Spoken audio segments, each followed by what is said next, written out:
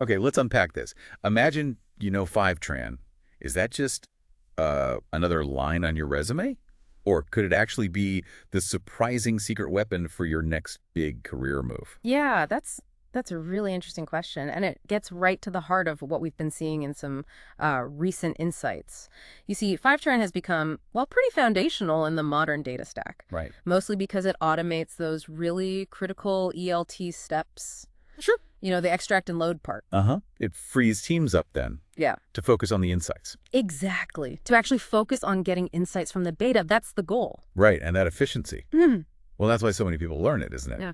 But here's where it gets really interesting based on these sources we looked at.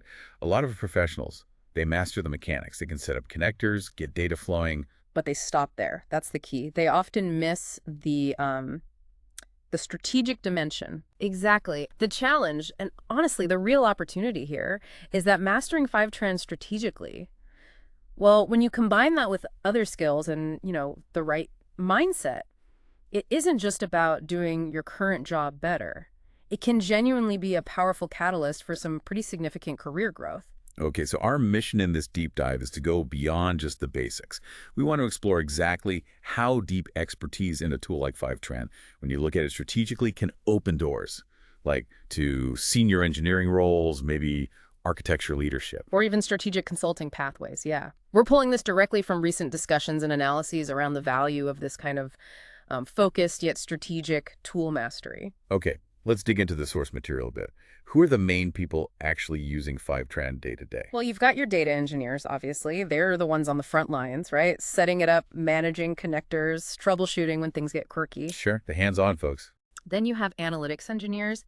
They absolutely rely on that clean, structured output from Fivetran for their downstream modeling, using tools like dbt. Uh-huh.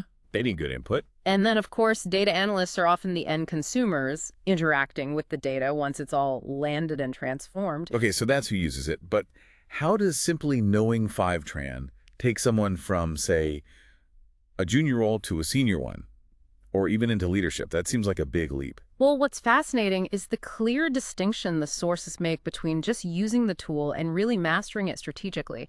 Think about a junior engineer, right? Yeah. They can follow the docs, set up a standard connector, pretty straightforward. Okay. Now, compare that to a senior engineer. They're looking at that same Fivetran setup, but they're asking different questions like, how can I optimize these sync strategies to minimize our cloud costs? How do I make sure these pipelines are actually secure? Oh, bigger picture stuff. Exactly. How do I diagnose some complex issue that might touch the source system and Fivetran's config and the destination warehouse?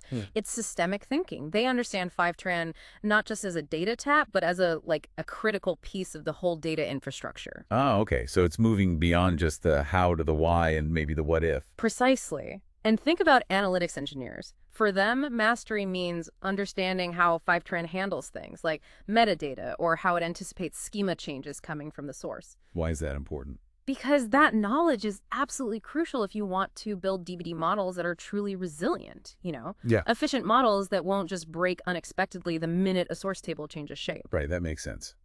So this kind of strategic depth in just one tool, Fivetran, can be a springboard to even broader roles. Absolutely.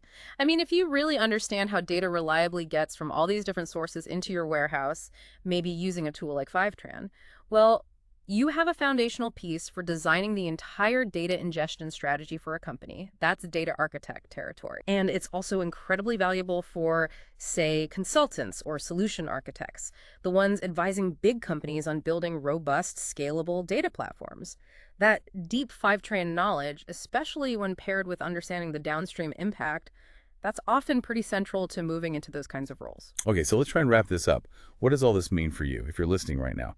How do you take this insight from the sources and actually, apply it? Well, if you're working with Fivetran now as a data professional, the message from these sources seems really clear. Don't just make the syncs work. Look for opportunities to take real ownership of performance speed, efficiency, that kind of thing.